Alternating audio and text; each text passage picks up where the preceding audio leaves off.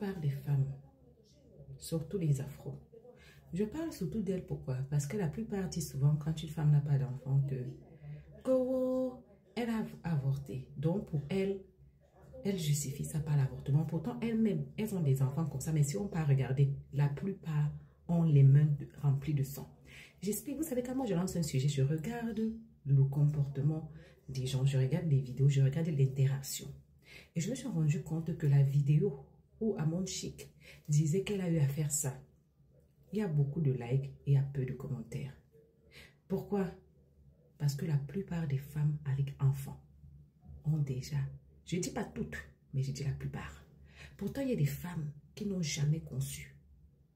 Et donc, elles n'ont pas d'enfants. Dans quel coup elles vont avorter? Parce que l'école est bien. Quelqu'un a dit un jour qu'il n'y a aucune femme qui n'est stérile. Mais vous réfléchissez, il y a des femmes qui naissent sans ovaire, sans utérus. Il y a même des femmes qui ont tout ça, mais qui n'ont pas d'ovocyte. On va parler d'obésité, est-ce qu'elles vont comprendre? Voilà Rachel qui était stérile dans la Bible. Elle n'était pas seule. D'accord? Dans la vie, il y a même des arbres qui ne font pas de fruits. Il y a des animaux qui ne font pas d'enfants. Il y a des personnes infertiles. Je ne sais pas si vous vous rendez compte. Voilà Luc qui dit qu'à la fin des temps, et c'est les Africains qui ont enregistré ça fait autrement avec. Dans quel passage biblique on a dit que pour avoir accès à la vie éternelle, accès à l'équilibre psychologique, accès au paradis, il fallait que tu sois marié, il fallait que tu aies des enfants, il fallait que tu aies de l'argent. C'est nous-mêmes les humains, on a mis dans la tête, on a chargé. Vous allez venir dire que allez multiplier la terre, remplissez-la. Mais attends, à l'époque, il y avait Rachel.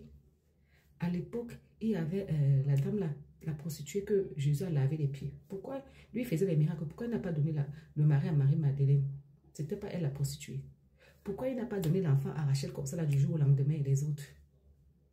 Vous pensez vraiment que c'est important de s'asseoir et commencer à frustrer les gens par rapport à quelque chose que la plupart ont et qu'ils ne sont pas heureux?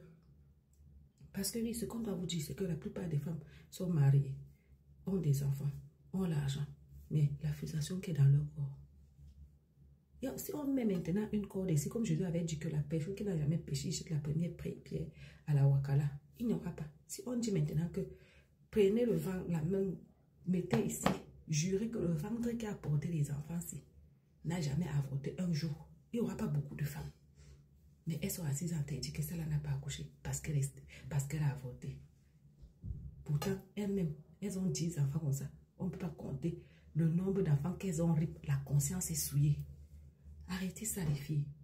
La seule chose dont on a besoin sur la terre ici, c'est se sentir bien et chercher le royaume des cieux. Parce que Jésus est l'exemple parfait.